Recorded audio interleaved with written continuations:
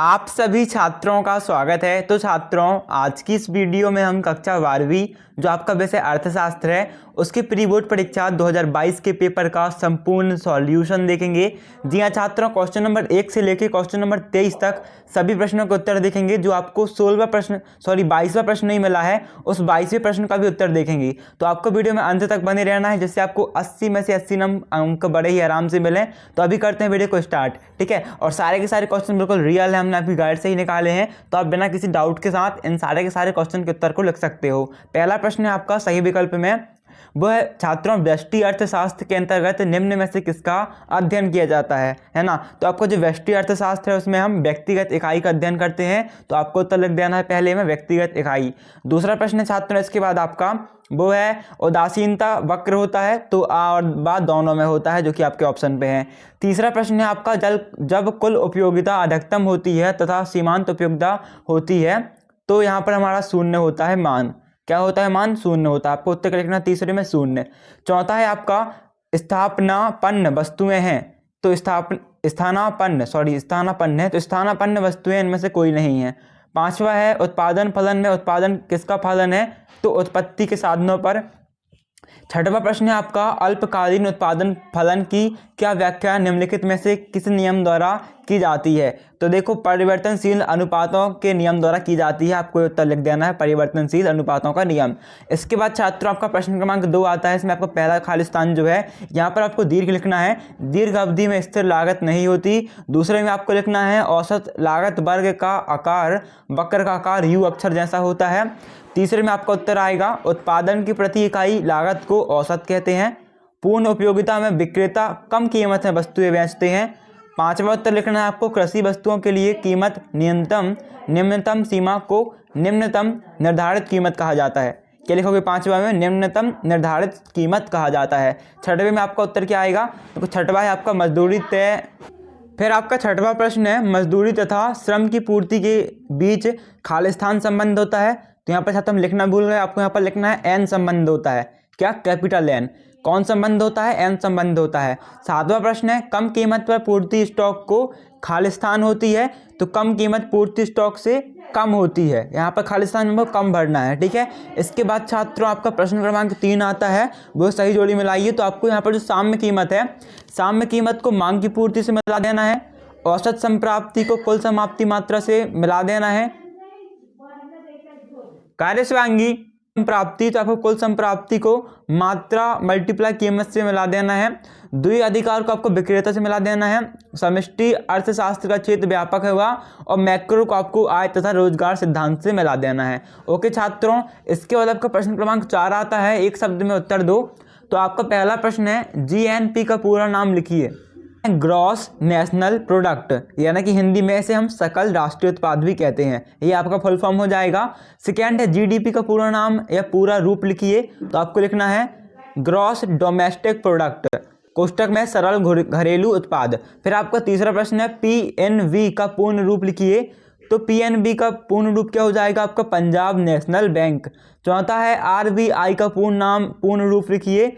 तो reserve bank of India आपका RBI का पूरा नाम हो जाएगा। पांचवा है, सीमांत बचत प्रवृत्ति क्या है?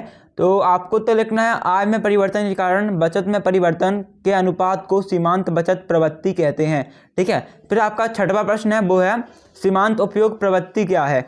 तो आपको लिखना है सीमांत उपभोग प्रवृत्ति वह मापक है जो प्रेरित उपभोग को एक संरचनात्मक मान प्रदान करता है।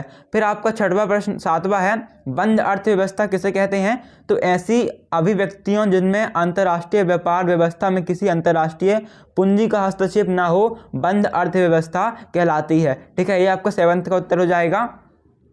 इसके बाद छात्रों आपका प्रश्न क्रमांक 5 है, वो सत्य बताओ। तो आपका जो पहला सेंटेंस है, विकसित राष्ट्रों के लिए घाटे का बजट सबसे उपयोगी होता है, ये आपका सत्य हो जाएगा। दूसरा है, सरकारी बजट की अवधि 1 वर्ष होती है, तो ये भी आपका सत्य हो जाएगा, 1 वर्ष ही होती है। तीसरा है, भारत में वित्तीय वर्ष 1 मई से 31 मार्च है, तो हाँ असत्य हो जाएगा, 1 मई से 31 मार्च नहीं है, अप्रैल तक है कुछ। फिर आपका है, भुगतान शेष के अंतर्गत केवल प्रदर्शन पदों की शामिल किया जाता है, तो ये आपका सत्य है। 5वां भी सत्य, तो 6वां आपका असत्य हो जाएगा, ठीक है ना। इसके बाद छात्रों बढ़ते हैं आगे वाले क्वेश्चन की ओर। तो आपका 6वां क्वेश्चन है, सकारात्मक अर्थशास्त्र किसे कहते हैं? तो आपको लिखना है हेडिंग सकारात्मक अर्थशास्त्र डैश। सकारात्मक अर्थशास्त्र वह शाखा है जो आर्थिक घटनाओं की विवरण की चिंता करता है। यह तथ्यों, कारणों तथा प्रभाव व्यवहार संबंधों पर केंद्रित है। इसमें अर्थशास्त्र के सिद्धांतों के विकास और प्रशिक्षण शामिल हैं। फिर 7वां प्रश्न है सीमांत उपयोगिता क्या है? तो वस्तु की एक अतिरिक्त इकाई को उपभोग से कुल उपभोक्ता में होने वाली वस्तु की वृद्धि को सीमांत उपयोगिता कहते हैं। क्या लिखना है? सीमांत उपयोगिता कहते हैं। इसके बाद छात्रों आपका 8वां प्रश्न क्या है, देख सकते हो आप। पूर्ण प्रतियोगिता किसे कहते हैं? तो आपको उत्तर डालना है। पूर्ण प्रतियोगिता एक बाजार का रूप है जिसमें क्रेता तथा विक्रेताओं की एक बड़ी संख्या होती है जो समरूप या एक जैसी वस्तुओं के उद्योग द्वारा निर्धारित कीमतों पर क्रय विक्रय करते हैं। जहां उद्योग ऐसी फर्मों का समूह है जो एक समान वस्तुओं का उत्पादन करती है। ठीक है, ये आपका उत्तर हो जाएगा। इसके बाद छात्रों आपका 9वां प्रश्न है वस्तु की मांग किसके द्वारा की जाती है? तो लिखना है वस्तु की मांग खरीदने वाले ग्राहकों के द्वारा की जाती है। इसमें काफ़ी उतार चढ़ाव देखने को मिलता है। जैसे अगर वस्तु की मांग काफ़ी ज़्यादा है और आपूर्ति के स्रोत कम है तो ऐसे में कीमत में काफ़ी बढ़ोतरी हो सकती है।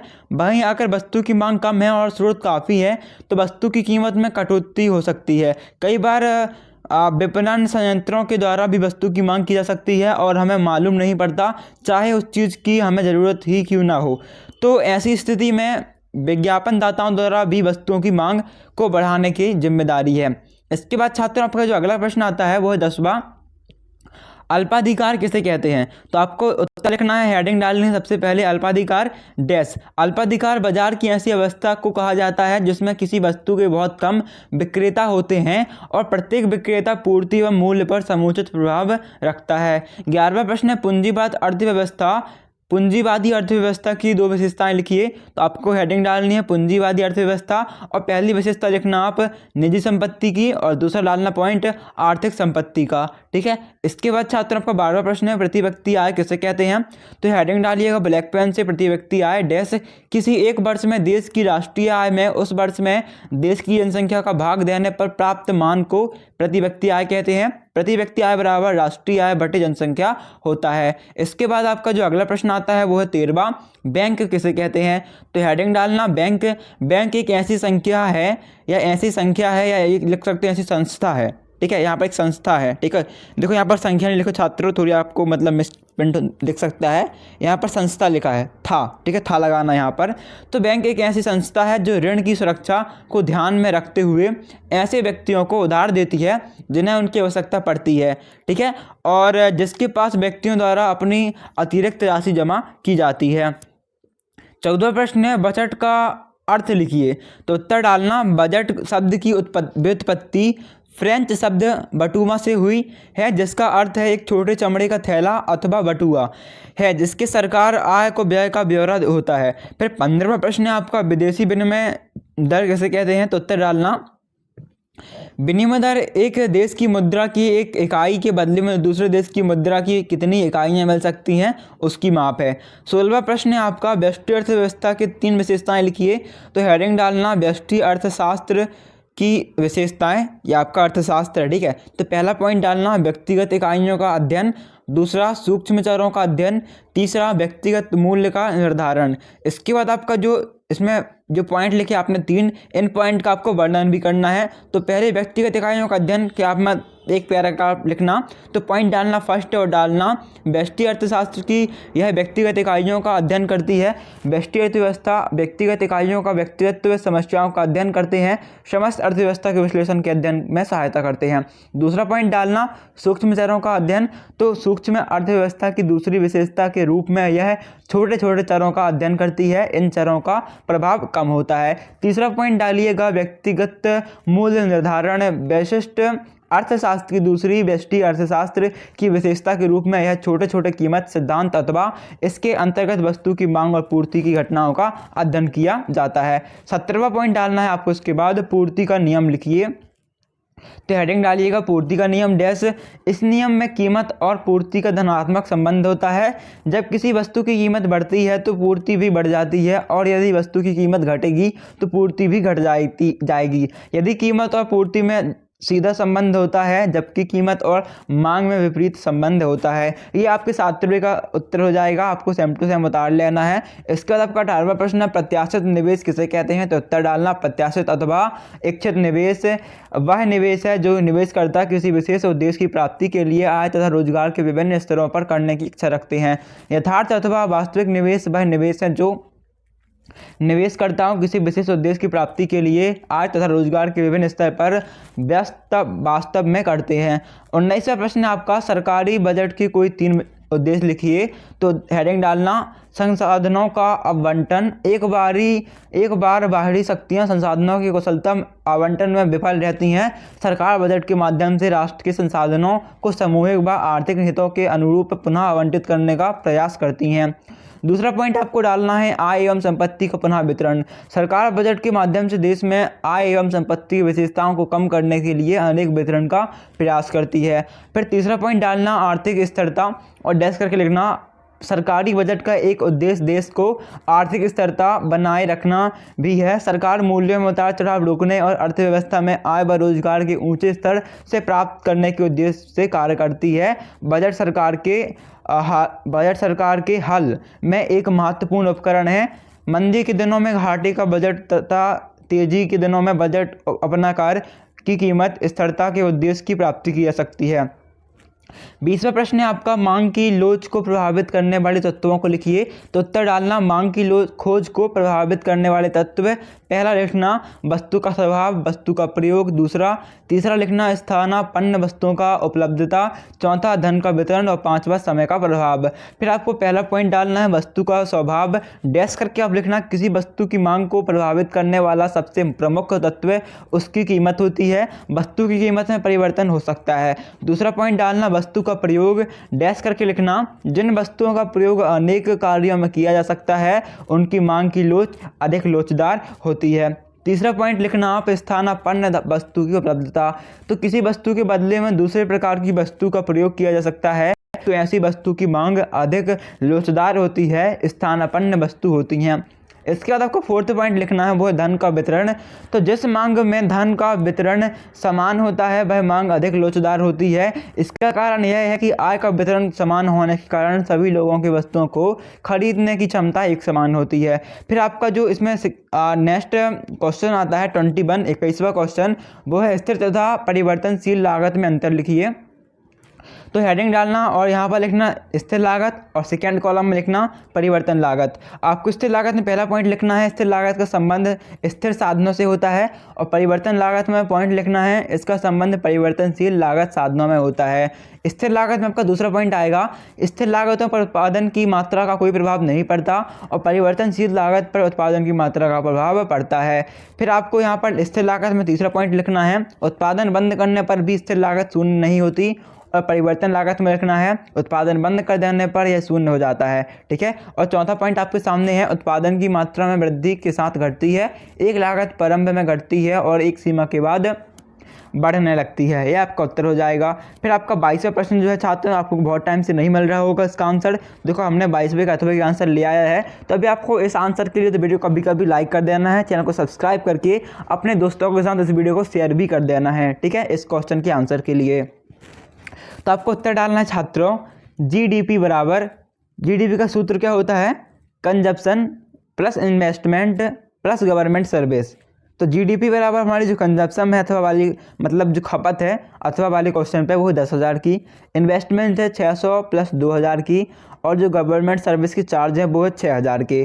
तो हमारा जो जीडीपी आएगा इसका टोटल आएगा, तो आपको क्या करना है, इनको प्लस कर देना, आपका आंसर आएगा 18,600। तो अतः सूचनाओं के आधार पर जीडीपी कितनी होगी, 18,600 होगी।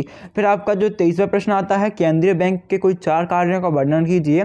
तो उत्तर डालना पत्र मुद्रा के निर्गमन का एक अधिकार केंद्रीय बैंक का सबसे महत्वपूर्ण कार्य है जिसे वह आरंभ ही करता है। बेरा स्मिथ ने इस कार्य को ही बैंकीय केंद्रीय बैंक की परिभाषा का आधार बनाया है। केंद्रीय बैंक को नाटे या मुद्रा का नोट या मुद्रा का निर्गमन करने का एक अधिकार प्राप्त होना, और अधिकांश केंद्रीय बैंकों ने अपने कार्यों को 2 भागों में बांटा है।